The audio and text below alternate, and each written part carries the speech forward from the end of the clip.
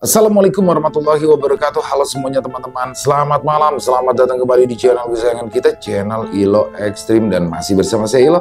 Dimanapun teman-teman berada, semoga teman-teman selalu dalam keadaan sehat walafiat, tanpa kekurangan satu apapun, amin amin ya robbal alamin. Dan pada kesempatan yang baik ini saya akan membawakan kisah favorit kita semua, kisah Robert. Wow, kisah dari tanah Kalimantan dan ditulis oleh penulis asal Kalimantan Tengah, yaitu Om Ras. Tapi sebelum kita masuk ke dalam kisahnya, buat teman-teman mungkin yang belum subscribe channel Ilo Ekstrim, yuk bisa diklik dulu tombol subscribe-nya. Jangan lupa lonceng notifikasinya juga dinyalakan agar teman-teman selalu mendapatkan notifikasi dari konten-konten yang akan kami upload selanjutnya. Dan untuk channel Ilo Ekstrim kami upload setiap hari teman-teman ya, setiap malam jam 7 malam waktu Indonesia bagian Barat. Gak pakai berlama-lama lagi, pasti udah gak sabaran kan untuk masuk ke dalam kisahnya. Kita langsung saja masuk ke dalam kisahnya. Bunuh horor fun. Teror hantuan di desa pedalaman Kalimantan. Kisah Robert.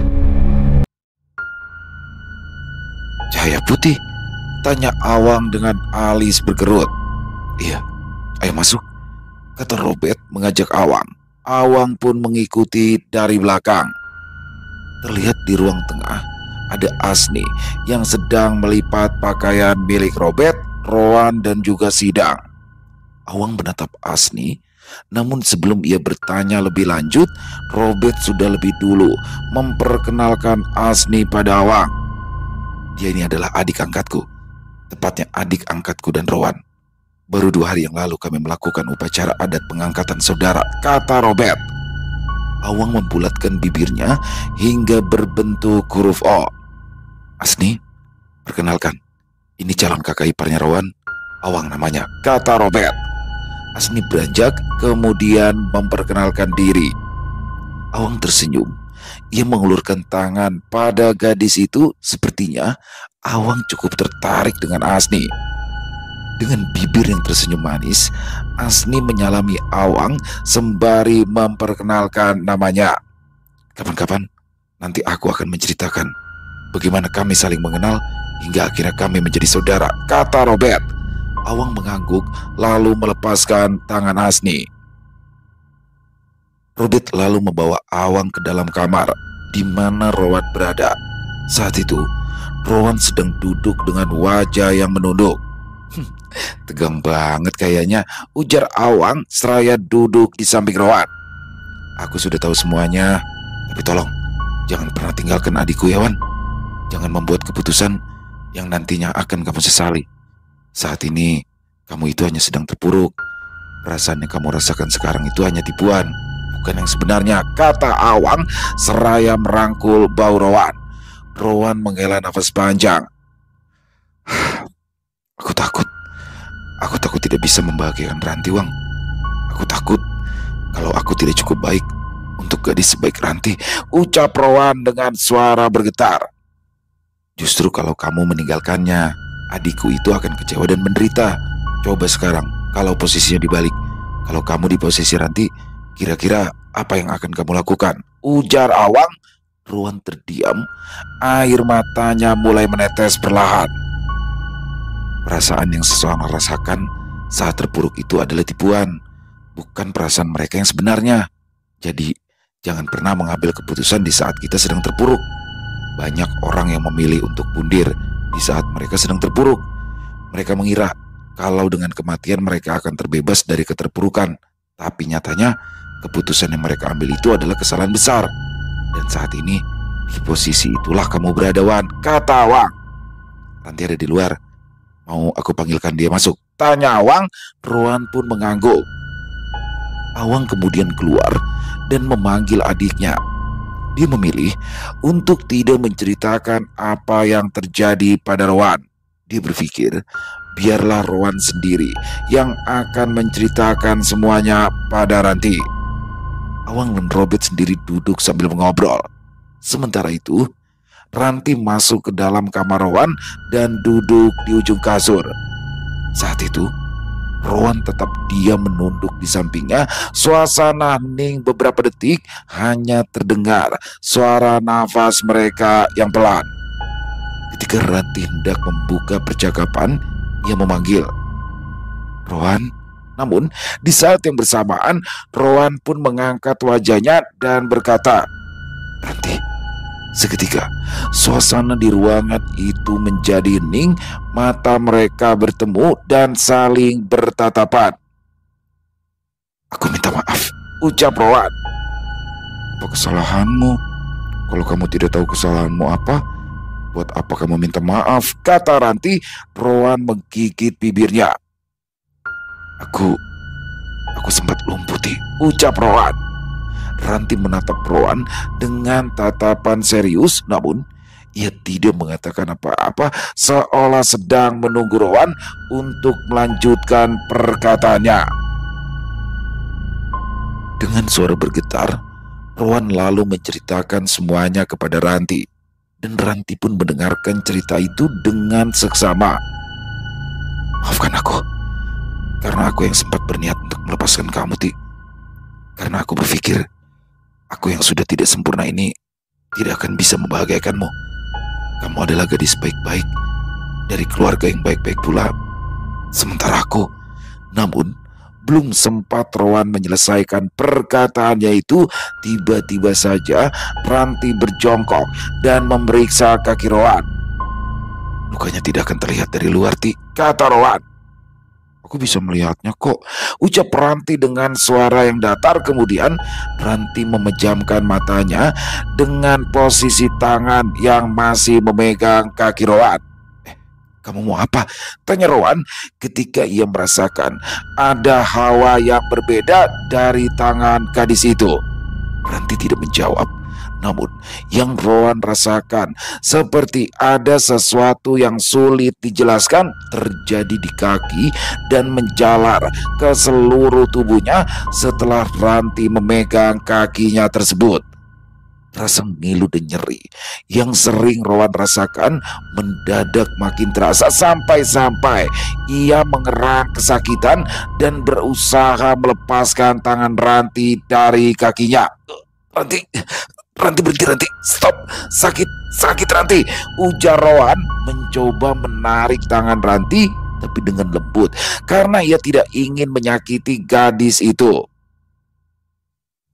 Robert, Awang dan juga Asni berkumpul di depan pintu kamar untuk melihat apa yang sedang terjadi di dalam saat itu. Saat Awang melihat adiknya tengah memegangi kaki Rowan, dia mengira jika Ranti sedang balas dendam dan menyakiti pemuda itu. Awang maju dan bermaksud untuk menarik tubuh adiknya. Namun sebelum itu dilakukan, ia dihentikan oleh Robert. "Biarkan dulu," ujar Robert, seraya menahan tubuh Awang agar tidak masuk. Robert melihat sesuatu yang tidak biasa dalam diri Ranti. Entah itu apa, ia sendiri pun tidak bisa untuk menjelaskannya. Jeritan panjang dari Rowan terdengar, hingga kemudian barulah Ranti melepaskan tangannya dari kaki pemuda itu. Tapi Ranti tak beranjak. Ia seolah tak sadar dengan apa yang baru saja ia lakukan. Nafas Rowan terengah-engah, namun aneh. Rasa ngilu dan rasa nyeri tadi kini sudah tidak terasa lagi. "Ranti, apa yang kamu lakukan?" tanya Awang seraya memegang bahu Ranti. Bahu Ranti terangkat dan ia langsung menatap ke arah kakaknya. Awang sempat kaget begitu ia melihat mata Ranti yang terlihat berbeda, namun itu dalam hanya hitungan detik selanjutnya mata Ranti kembali seperti biasa. "Apa? Memangnya aku melakukan apa?" ujar Ranti balik bertanya. Robert masuk ke dalam kamar. Ia memandangi Rowan, lalu kemudian menyuruh adik angkatnya tersebut untuk berdiri. Rowan menurut. Dan anehnya, rasa ngilu yang biasanya ia rasakan saat berdiri atau berjalan itu benar-benar menghilang. Kakinya kini sudah kembali seperti sedia kala. Bet, kakiku, ujar Rowan bingung. Robert tersenyum, ia menatap ke arah Ranti. "Ranti, kau memang benar-benar istimewa." Ranti mengerutkan alisnya. Sepertinya ia tidak mengerti dengan apa yang barusan Robert katakan. "Aku pernah bilang kan, kalau kemampuanmu akan bisa jauh melampauiku Dan itu terbukti sekarang. Kurasa kemampuanmu semakin tajam setelah kau mengalami kematian, ujar Robert lagi. Rowan dan Awang ikut menatap Ranti. Hah? Maksudnya apa, Kak? Gumam Ranti. Suasana mendadak hening. Sudah, tidak perlu difikirkan. Lanjutkan saja obrolan kalian tadi, kata Robert seraya tersenyum. Dan kau, Rowan, kurasa kau sudah bisa bekerja karena kakimu kini sudah sembuh. Dan satu lagi, jangan pernah membuat keputusan yang akan kau sesali nantinya, kata Robert sebelum ia berbalik dan keluar dari kamar itu. Itu tadi apa? Tanya Awang pada Robert dengan suara pelan namun bisa didengar oleh Ranti dan Rowan. Ranti, panggil Rowan. Ranti menatap Rowan. Terima kasih ya, kamu sudah menyembuhkan aku. Ranti menggeleng karena ia memang tidak merasa sudah melakukan apa-apa. Kenapa kamu tidak mengabariku kalau kamu sedang sakit? Tanya Ranti seraya menatap pemuda itu. Rowan terdiam. Maafkan aku, Ti. Aku banyak sekali berbuat salah padamu. Ranti menghela nafas panjang, lalu kemudian ia mengangguk. Aku juga banyak salah sama kamu. Aku juga sempat berpikir untuk memilih orang lain saja, karena aku pikir kamu sudah tidak menginginkan aku. Ya, aku tahu. Dia tampan dan punya masa depan yang cerah. Dia anak guru. Sedangkan aku hanya anak yatim piatu. Jika dibandingkan denganku, kami seperti langit dan bumi, kan? Tapi tenang, aku tidak marah jika memang kamu lebih memilihnya, ujar Rowan tersenyum kecut. Ranti menggeleng. Tapi seperti apapun dia tetap dia. Dia bukan kamu. Aku sadar yang aku inginkan itu cuma kamu. Rowan, aku merasa sedikit kecewa karena kamu terlalu menggantung hubungan kita terlalu lama. Aku rasa itu yang membuatku berpikiran tidak waras, ujar Ranti. Rowan tersenyum, matanya menatap gadis itu dengan lembut. Aku minta maaf, Ti. Jangan meminta maaf lagi. Aku cuma mau bukti kalau kamu benar-benar serius sama aku, kata Ranti. Ya, aku akan segera bekerja. Dan aku berjanji, begitu aku mendapatkan gaji pertamaku, berapapun itu, aku akan datang. Aku akan langsung melamarmu. Ya, itu pun kalau kamu masih mau denganku, kata Rowan. Bukan cuma itu, aku juga mau bilang, gak ada perempuan satupun di dunia ini yang mau diabaikan sama orang yang mereka sayangi. Gak ada. Setidaknya berilah kabar sekali sehari, kalau tidak sempat setiap jam. Jangan pernah abaikan SMS-ku, jangan abaikan teleponku, dan jangan macam-macam sama perempuan lain. Kalau tidak, potong saja burungnya, ujar Robert dan Awang bersamaan memotong perkataan Ranti, membuat Asni yang duduk tak jauh dari mereka ikut tertawa terbahak-bahak. Rowan dan Ranti saling bertatapan lalu tersenyum kecil. Ada lagi saja satu yang kelakuannya sama, kata Rowan pelan. Yang sedang membelah kayu di halaman itu? Ya, itu si Kadal. Dia tinggal nikah sama pacarnya. Dan sekarang dia sedang mengejar-ngejar Asni, perempuan yang tadi itu. Oh, terus ceweknya mau? Gak tahu juga. Modelan seperti itu, mana ada yang mau sama Kadal kayak gitu, ujar Rowan. Kenapa disebut Kadal? Padahal menurutku dia ganteng. Berani-beraninya kamu bilang cowok lain ganteng di depanku, ujar Rowan seraya menatap Ranti dengan mata yang disipitkan. Ranti tertawa kecil. Gak gitu maksudku, kata Ranti seraya beranjak. Mau kemana? Tanya Rowan mengikuti. Mau keluar, gak enak di dalam sini. Kenapa? Rowan bertanya sambil berusaha memegang tangan Ranti. Woi, bukan muhrim, ujar Awang dengan nada bercanda. Cuma pegang tangan ini, jawab Rowan. Gak boleh. Kalau mau pegang-pegang, sini sama kakaknya aja, ujar Awang dengan gaya lucu menyodorkan tangannya. Wajah Ranti langsung berubah, alisnya terangkat, bibirnya meringis menahan tawa. Jelas ia geli mendengar perkataan kakaknya. Sementara itu Rowan tergelak, ia mengikuti Ranti, lalu kemudian duduk di dekat Robert. Oh iya, Kamanyang pernah kesini kan? Tanya Ranti seraya menatap Robert yang masih tersenyum. Robert mengangguk, namun saat akan menjawab, Rowan terlebih dulu menyela. Wih, kalian tidak tahu aja. Malam itu mereka berdua berpelukan di hutan. Robert juga mengungkapkan perasaannya pada Manyang. Tapi plak, sebelum sempat melanjutkan perkataannya, Robert terlebih dulu menampar bahu Rowan hingga pemuda itu meringis. KDRT, ini KDRT. Sayang, lihat aku di KDRT, ujar Rowan seraya mengusap-ngusap tangannya. Tapi bukannya mendapat pembelaan, Ranti malah ikut-ikutan memukulnya. Asni yang melihat kedekatan mereka hanya bisa tersenyum memperhatikan. Mungkin dalam hatinya ia berpikir, andai saja ia seberuntung itu. Awang tersenyum memperhatikan Asni. Tak kenapa, sejak pertama ia melihat gadis itu tadi, dia merasa seperti ada sesuatu yang berdesir di hatinya. Apakah itu artinya adalah cinta pada pandangan pertama? Entahlah. Menjelang malam, Awang dan Ranti pun berpamitan. Kami pulang dulu ya, nanti mampir-mampir ke rumah. Bawa Asni juga, kata Ranti sambil tersenyum menatap gadis itu. Senang bertemu denganmu, Ranti. Ranti tersenyum. Aku juga, kata Ranti seraya memegang tangan Asni. Asni, boleh nggak aku minta nomor handphonemu? Tanya Awang. Aku nggak punya handphone, jawab Asni gugup. Nanti kakak belikan ya. Hitung-hitung upah kerjamu selama membantu kami di sini, ujar Robert menyela. Asni memperhatikan Robert dan ia menyadari bahwa Robert sama sekali tidak menunjukkan tanda-tanda cemburu saat tahu jika Awang mulai mendekatinya. Hal itu membuat Asni berpikir bahwa mungkin memang sudah waktunya ia berhenti berharap pada Robert. Selain karena mereka sudah bersumpah menjadi saudara angkat, yang berarti tidak mungkin menjalin hubungan asmara. Lagi pula, mengharapkan cinta dari Robert sama saja seperti berharap turun hujan deras di gurun pasir saat musim panas. Mustahil. Makasih ya Kak Robert, ucap Asni kemudian.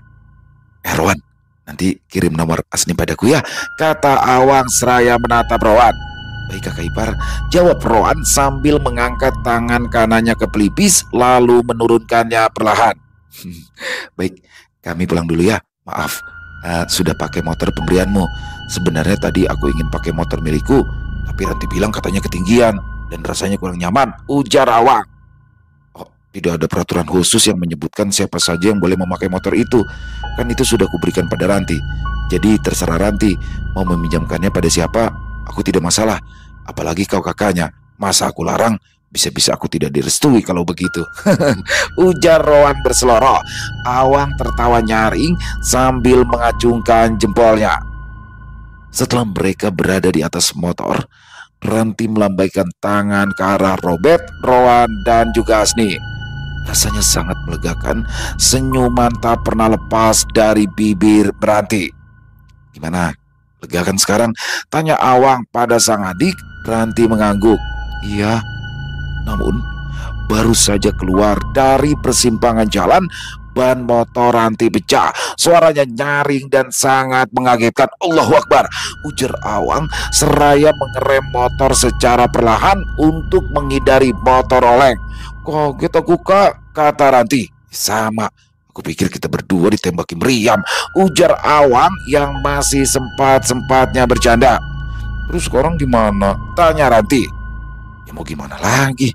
Terpaksa kita menginap saja di rumah mereka. Masih dekat kan? Ujar Awang sambil tersenyum. Terus mama sama abah gimana? Ya tinggal ditelepon aja nanti. Bilang aja bannya pecah. Kan memang gak ada bengkel di sini. Akhirnya mereka pun terpaksa mendorong sepeda motor itu untuk kembali ke rumah Robert. Wan, itu tadi calonmu ya Wan? Tanya Sidang. Iya, kenapa?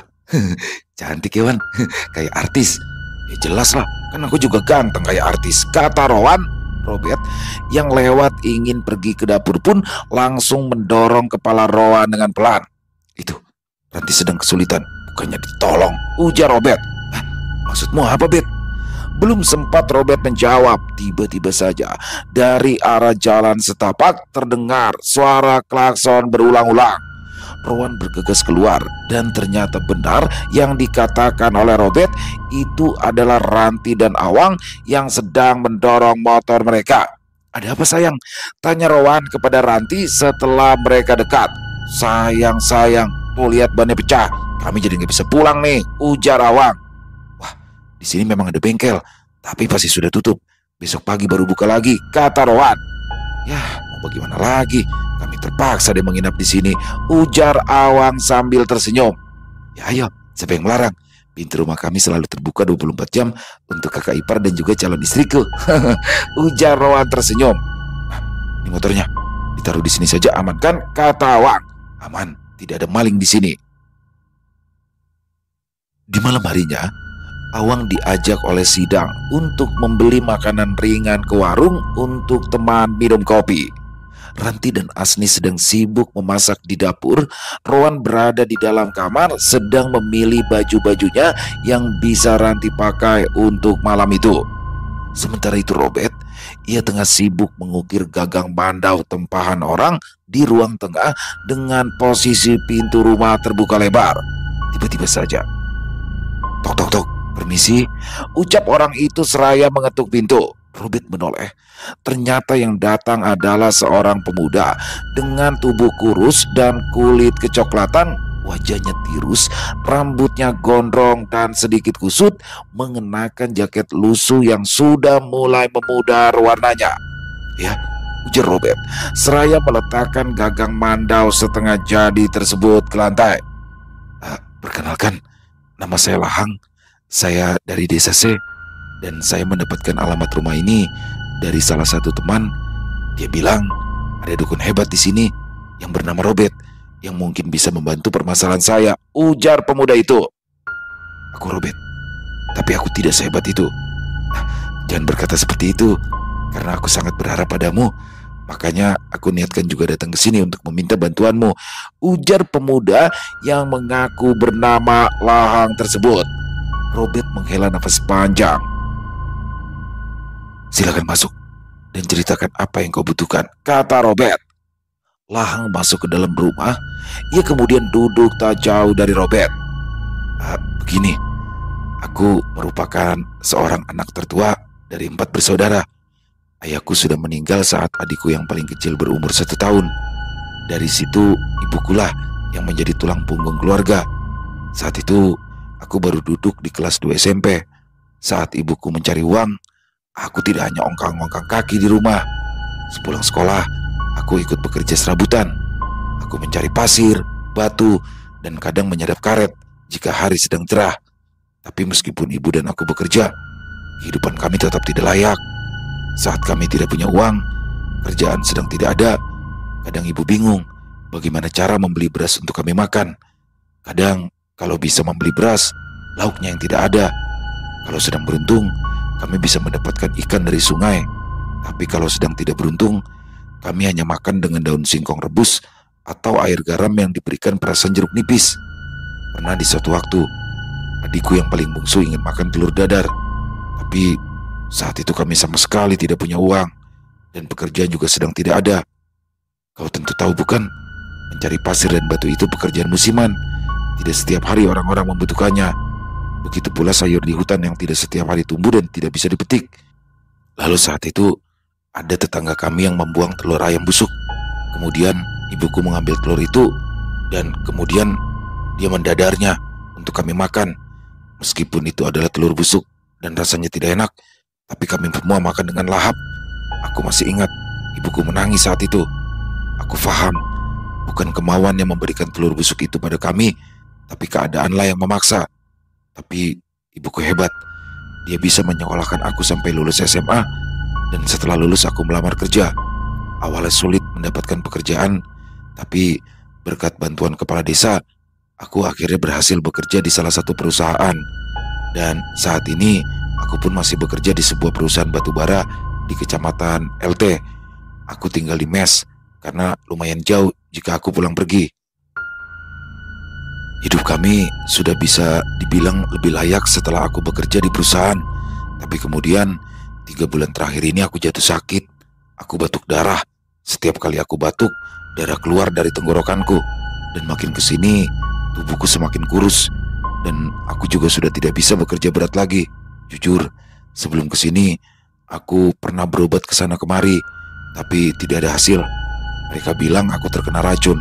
Dan hanya kematian yang bisa menyembuhkanku. Tapi kalau aku sampai mati sekarang, kasihan nasib ibu dan adik-adikku. Entah bagaimana nasib mereka tanpaku, ujar Lahang mengakhiri ceritanya. Robert menghela nafas panjang. Kalau racun minyak, itu masih bisa disembuhkan. Tapi kalau racun kikiran, itu tidak ada penawarnya. Melihat dari kondisimu, kau tidak terkena racun minyak, melainkan racun kikiran. Aku pun tidak bisa menyembuhkannya. Terlebih lagi, kau bukannya baru terkena. Racun kikiran itu sudah lama berada di dalam tubuhmu. Sifat racun kikiran itu tidak seperti racun minyak yang efeknya langsung terasa di hari pertama setelah memakan makanan atau minum-minuman yang sudah diolesi racun, melainkan baru akan terasa setelah berbulan-bulan atau bahkan bertahun-tahun. Dan kalau efeknya sudah muncul, itu berarti organ dalammu sudah masak atau rusak.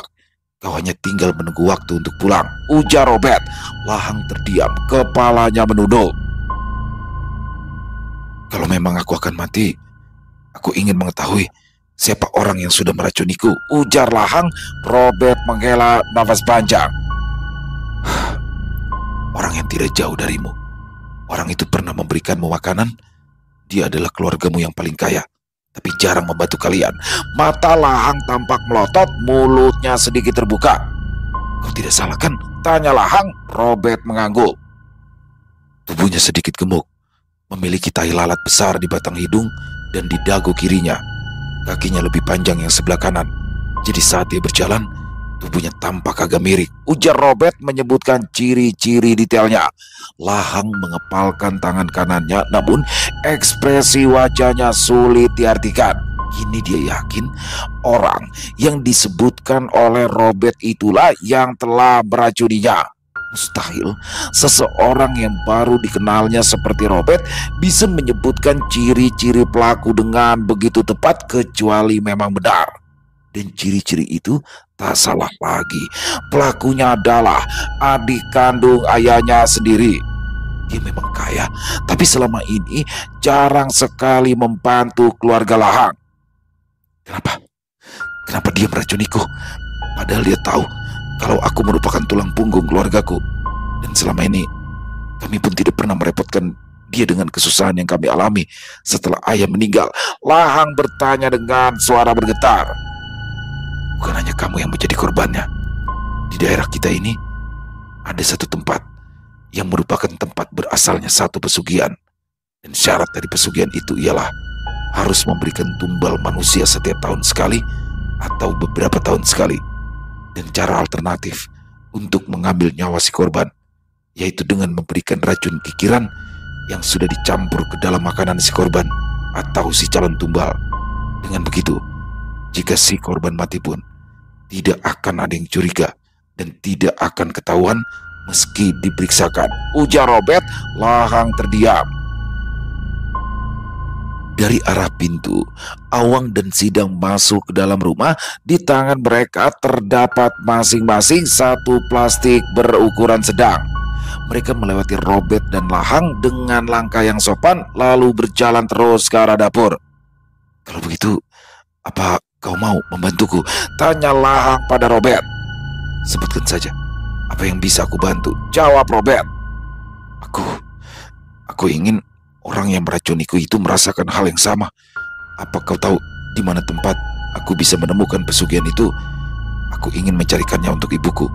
Jadi kalau aku mati nanti, maka ibu dan juga adik-adikku tidak akan hidup kesulitan lagi, kata Lahang. Robert tertawa keras. Kalau kau berbuat seperti itu artinya kau sama saja dengan orang itu, kata Robert. Tapi tenang saja, aku akan membantumu. Kurasa kau benar. Kejahatan yang melibatkan nyawa memang harus dibalas dengan hal serupa, ujar Robert lagi. Lahang menatap Robert. Jadi kau mau membantuku? Robert mengangguk. Lahang tersenyum dan menganggukkan kepalanya. Terima kasih Robert. Setelahnya, Robert pun memberikan alamat yang bisa didatangi oleh Lahang untuk mendapatkan pesugihan itu. Baik, aku akan segera pergi ke sana bersama ibuku. Robert mengangguk. Katakan saja padanya, kalau aku yang menyuruhmu ke rumahnya, kata Robert sebelum Lahang pergi. Baik, terima kasih banyak Robert. Setelah kepergian Lahang, Sidang lantas datang menghampiri Robert. Bet, tadi itu siapa Bet? Dekil sekali penampilannya Bet, ujar Sidang. Belum sempat Robert menjawab, dari arah luar terdengar suara teriakan beberapa warga yang memanggil-manggil nama Robert. Robert yang diikuti oleh Sidang lantas keluar rumah untuk menghampiri para warga.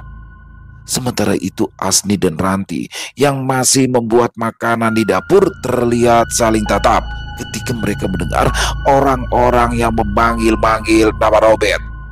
Begitupun juga dengan Awang dan Rowan yang sedang mengobrol di dalam kamar. Mereka langsung keluar untuk melihat apa yang terjadi. Bet, bagaimana ini Bet? Kamu bilang hantu itu tidak akan mengganggu warga desa kita lagi. Tapi nyatanya anak Mang Buto itu kena ganggu sampai keguguran. Padahal baru tadi siang dia periksa di bidan dan kandungannya diperkirakan baru berusia 2 bulanan, ujar salah satu warga. Bet, kau harus melakukan sesuatu Bet untuk membersihkan desa kita ini dari gangguan hantuen atau apapun sejenisnya, sahut yang lainnya. Robert mengerutkan alisnya. Apa kalian yakin kalau itu adalah ulah dari hantuen? Tanya Robert. Ya Bet, kami sangat yakin. Mustahil. Itu tidak mungkin banyak. Aku sendiri yang melakukan ritual pelepasan padanya, ujar Robert dalam hati. Robert tiba-tiba saja teringat dengan orang yang sudah menghasut Manyang dan memerangkapnya untuk berbuat hal jahat. Bangsat, gumam Robert. Dia kemudian berbalik dan berjalan ke arah rumah tanpa mengatakan apa-apa pada warga yang masih berkumpul. Ada apa Bet? Tanya Rowan dan Awang bersamaan. Kurasa ini semua adalah ulah murid Antesonga, kata Robert. Bet, aku ikut Bet, ujar Rowan. Namun Robert langsung menghalanginya. Jangan libatkan dirimu dalam hal ini Wan. Kau baru saja sembuh. Itu pun kalau bukan Ranti yang membantumu. Tah, sampai kapan kau akan terus merasakan sakit saat berdiri dan berjalan, ujar Robert. Tapi Bet, bilang jangan ikut campur, ujar Robert seraya pergi meninggalkan Rowan. Saat Rowan hendak mengejar Robert, tangannya ditahan oleh Ranti. Biar aku saja. Ranti, ujar Awang memanggil-manggil nama adiknya itu terlihat jelas sekali. Dari raut wajahnya, ia seperti akan melarang Ranti untuk melakukan hal-hal yang bisa membahayakan dirinya. Aku akan baik-baik saja kok Kak, kata Ranti dengan bibir tersenyum. Ranti, hati-hati, ucap Asni dengan tatapan yang menunjukkan kekhawatiran. Ranti mengangguk. Ranti, aku tidak bisa membiarkanmu mati Robert. Biar aku saja, ujar Rowan. Wan, aku nggak tahu apa yang sudah aku lakukan ke kakimu itu, sampai-sampai kakimu bisa sembuh begitu.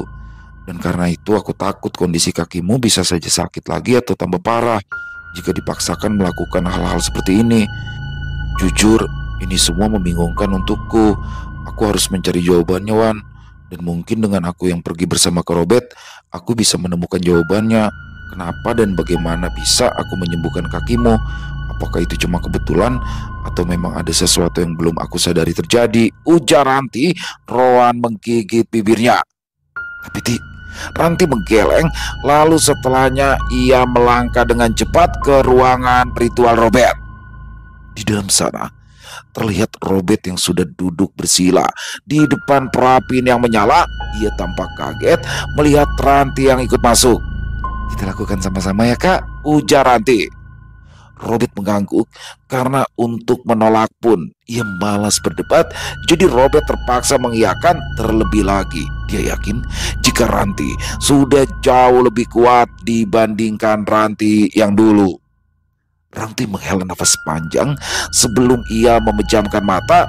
Dia sedikit gugup untuk melakukan hal itu lagi karena dari pengalamannya kemarin dia malah mengalami mati suri. Dan kalau yang ini gagal, bisa saja ia mati sungguhan. Tapi untuk mundur pun ia tidak tega jika harus membiarkan Rowan yang berangkat bersama Robert. Dia takut kesembuhan Rowan hanya sementara dan akan bertambah parah jika ia melakukan hal-hal berbahaya seperti itu. Robert dan Ranti membuka mata. Mereka saling tatap sebelum akhirnya melangkah bersama hingga tak terasa mereka akhirnya tiba di tempat yang cukup gelap. Dan di depan sana suasananya jauh lebih pekat. Sial, ujar Robert. Ada apa kak? Tanya Ranti. Dia sudah memasang perangkap yang bisa membuat kita tidak bisa keluar. Jika sudah memasukinya, mengakibatkan jiwa kita tidak bisa kembali dan tubuh kasar kita akan mati, jawab Robert. Kemarin aku juga menemukan tempat seperti ini kak. Aku masuk ke dalamnya dan aku merasa sesak. Ini bukan perangkap biasa, Ti. Kau tidak bisa sembarangan masuk ke dalamnya.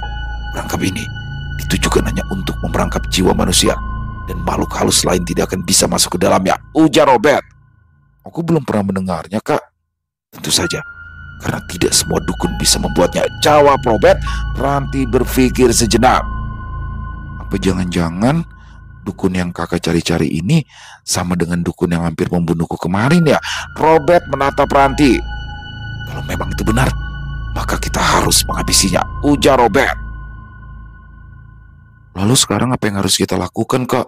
Aku benar-benar tidak punya pengalaman untuk hal yang satu ini.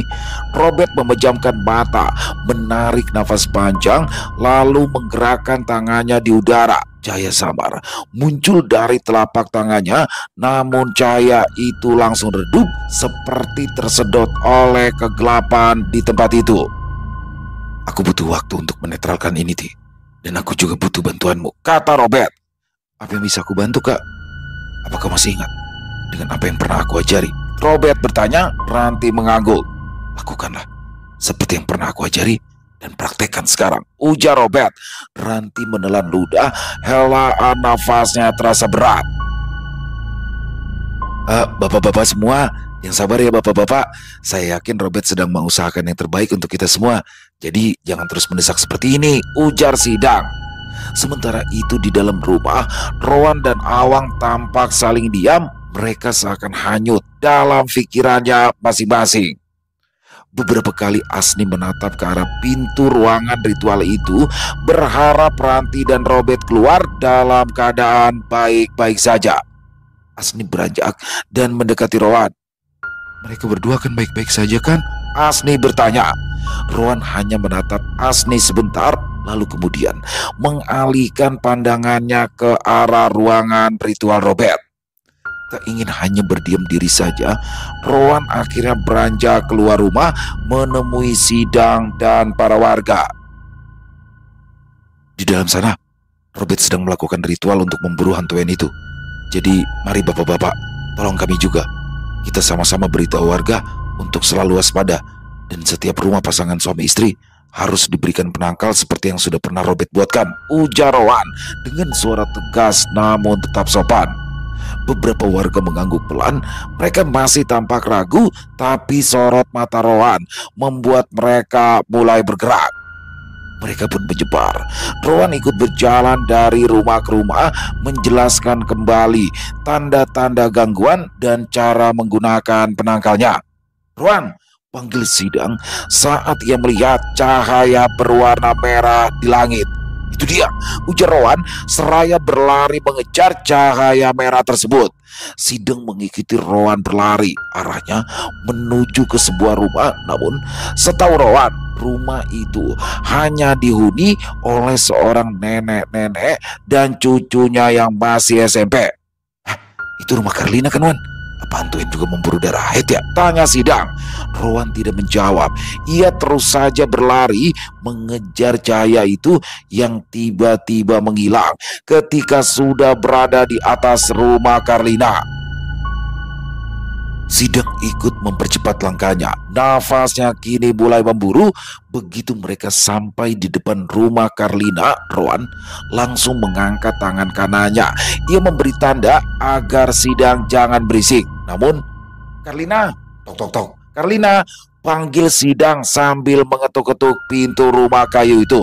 Tapi tak ada jawaban, rumah itu tampak gelap dan sepi, hanya suara jangkrik dari semak-semak yang mengisi keheningan malam.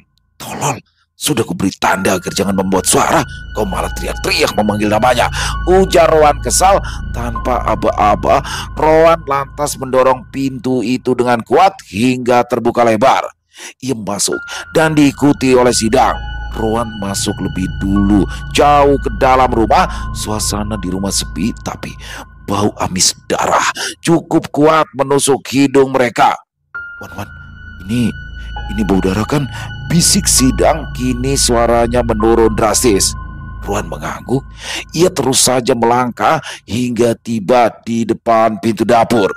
Terlihat sesosok tubuh kecil tergeletak di lantai dapur. Astaga, itu Karlina, ujar Sidang seraya menunjuk pada tubuh kecil yang tak sadarkan diri tersebut. Rowan berjongkok mendekati tubuh itu perlahan, jari-jarinya meraba leher gadis itu.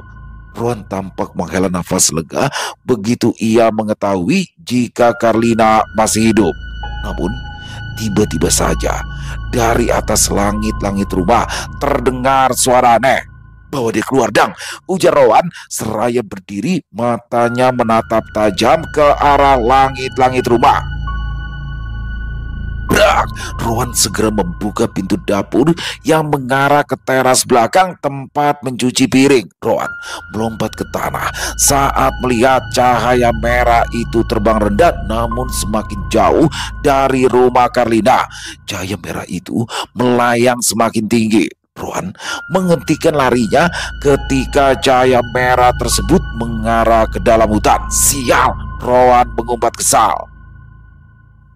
Akhirnya, karena tak mungkin mengejar cahaya merah tersebut, Rowan pun kembali ke rumah Karlina. Di teras depan, Sidang yang sedang menggendong tubuh Karlina dikelilingi beberapa orang termasuk neneknya Karlina. Sumpah, demi ranjing Atala Langit, saya tidak melakukan apapun pada Karlina. Tadi kami menemukannya saat kami sedang mengejar hantuan yang terbang ke arah sini, ujar Sidang. Ya, Sidang benar. Dia bersama saya. Kami berdua menemukan Karlina saat kami sedang mengejar hantuan, kata Rowan memasuki kerumunan untuk membela Sidang. Lalu, kenapa Karlina sampai berdarah seperti ini? Tanya salah satu orang. Itulah yang ingin saya jelaskan. Hantuan umumnya tidak mengincar darah head. Hantuan hanya mengincar darah bayi atau janin dalam kandungan. Jadi jika hantuan itu kemari, itu artinya ada seseorang yang sedang hamil. Jadi, saya rasa sudah cukup jelas siapa yang sedang hamil di sini. Sidang tidak bersalah. Dia bersama saya, dan saya lah yang menyuruh Sidang untuk membawa Karlina keluar mencari pertolongan, ujar Rowan panjang lebar.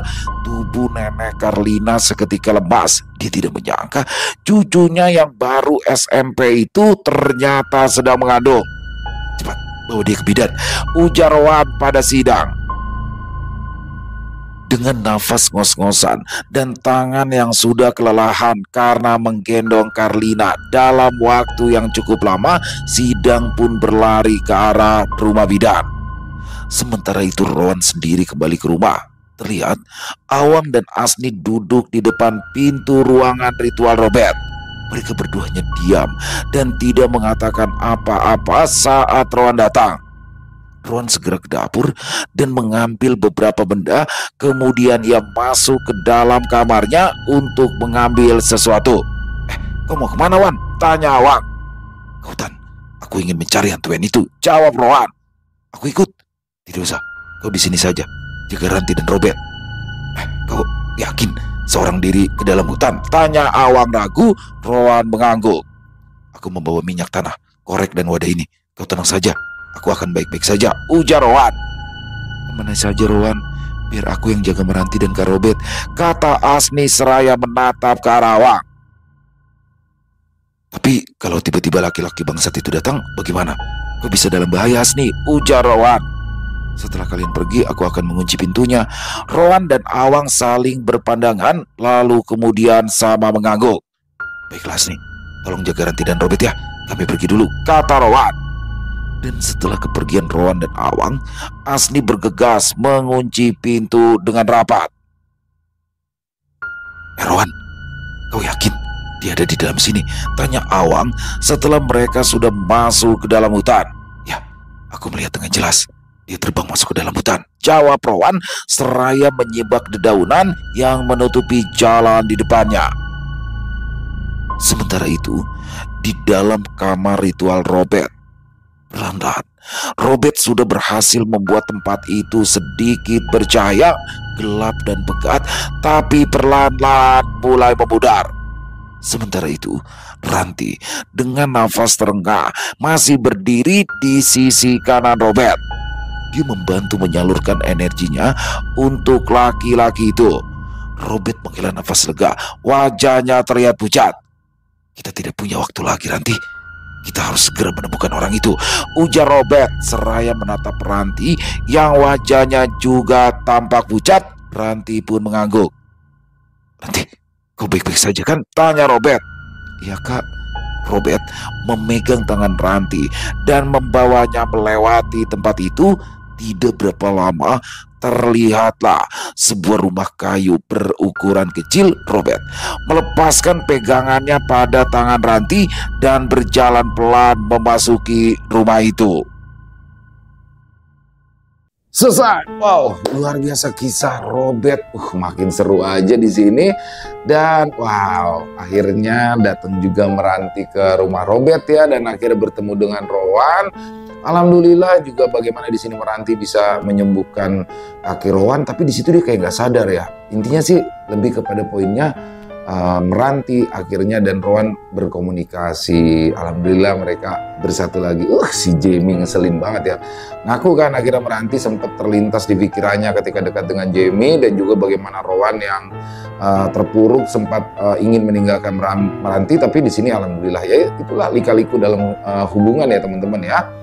Dan wah, ini kayaknya ada yang bersemi nih cintanya sama Asni, yaitu Awang, kakak dari Meranti. Waduh, saya pikir bakalan jadian sama Sidang dia, ternyata ya emang cocokan sama Awang sih ya. Mudah-mudahan bisa jadian sama Awang biar nggak gangguin Robert terus deh, biar nggak gangguin Rowan juga ya teman-teman ya. Di sini nggak nyangka juga, pinter juga nih Om Ras nih. Waduh, jodoh-jodohin. Dan bagaimana juga ternyata sosok Hantuen ini masih menerornya, masih bingung nih. Kemarin itu kan Hantuennya Manyang ya kan. Hantuen itu Kuyang teman-teman ya. Jadi disebutan Kuyang itu adalah Hantuen sama. Jadi kalau masyarakat Kalimantan Tengah itu menyebutnya Hantuen, tapi kalau untuk umum disebutnya Kuyang. Dan waduh, ini bagaimana ada anak SMP yang disakiti oleh Hantuen dan ternyata dia hamil. Tadinya sangka ini cuma head, tapi ternyata hamil. Wah, ini masih penasaran nih, sosok siapakah sebenarnya? Kalau menurut Robert ini murid dari Antasonga. Dan apakah Robert dan Meranti berhasil untuk menggagalkan aksi mereka? Jangan sampai ketinggalan untuk selanjutnya minggu depan untuk kisah Robert ya teman-teman ya. Terima kasih kepada Om Ras atas kisahnya yang luar biasa, dan ditunggu lagi Om Ras untuk kisah Robert selanjutnya. Buat teman-teman yang suka dengan videonya bisa diklik tombol like atau tombol jempolnya. Buat yang punya komentar lain silakan bisa menuliskan di dalam kolom komentar ataupun hanya sekedar saling menyapa. Insya Allah kami akan menjawabnya satu persatu. Dan saya juga mengucapkan terima kasih ya kepada seluruh teman-teman yang sudah selalu setia hadir, yang sudah selalu mendukung kami. Karena teman-teman kami selalu bersemangat berkarya di setiap harinya. Di akhir kata, saya Ilham mengucapkan permohonan maaf apabila mungkin dalam pembawaan kisahnya barusan ada kata-kata saya yang salah ataupun ada kata-kata saya mungkin yang kurang berkenan. Saya mohon dibukakan pintu maaf yang seluas-luasnya. Sampai berjumpa lagi di konten-konten kami selanjutnya yang pasti tidak kalah ngerinya, yang pasti tidak kalah seramnya, masih bersama saya Ilo di channel Ilo Ekstrim. Salam sehat, sukses selalu untuk kita semua. Wassalamualaikum warahmatullahi wabarakatuh.